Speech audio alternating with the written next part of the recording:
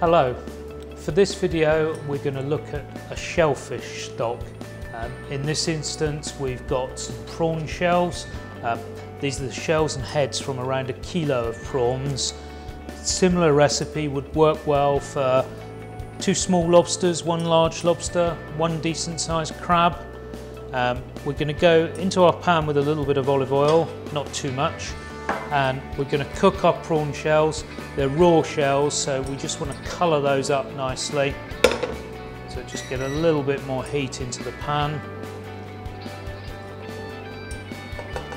And in with our shells. I've tried to make sure that the shells are reasonably dry so that there's not too much liquid going into the pan. We're going to put some more heat in there.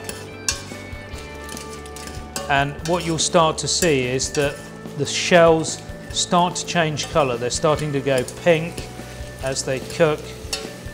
And you just want to get this so that the liquid's evaporated, the shells are all coloured.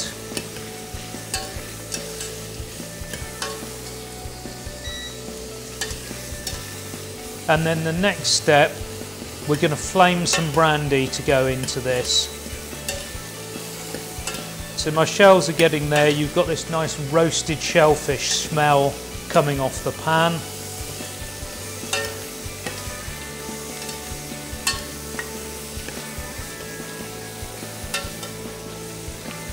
And you can see that they've all turned pink now. The shells are pretty much cooked through.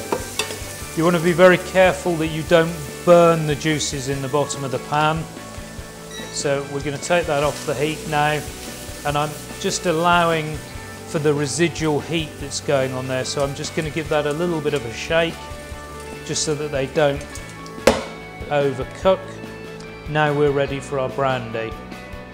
So I'm going to put my brandy into the ladle, and then we're going to go over to the cooker and warm the brandy up and flame the brandy. And that's just come up now, and we'll just flame off the alcohol on that.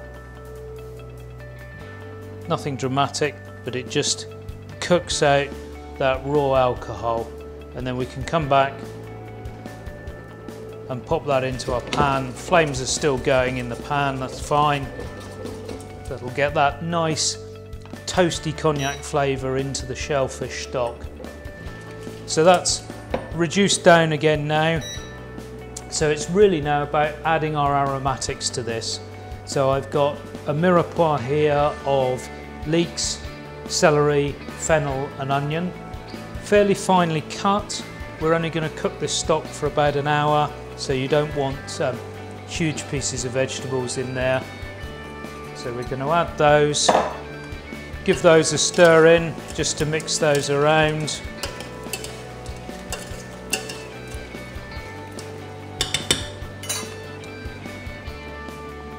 About 75 ml of tomato passata. I think every chef's got their own preference on how they make stocks like this. Everybody will be a little bit different. We've got some spices here, fennel seeds, cardamom pods and a star anise. The fennel seeds and star anise go in as is, and I'm just going to crush the cardamom pods just so that the little seeds come out of those. You bruise them, get some of the aroma out. Just 1 strip of orange zest I'm going to peel in there. We'll have 2, that wasn't very big. So a couple of those. Cover it with water, so just cold water going in now. Don't want to drown it, just so it's just covered. It's really about just having enough water in there so that you can actually skim the stock and get rid of all the impurities. So just give that a stir round. So our stock's now come up to the boil, and you can see there's quite a foam on top of it. So we're just going to skim some of this, this impurity off, and then we'll be able to leave it to simmer. Now we just need to let that cook out.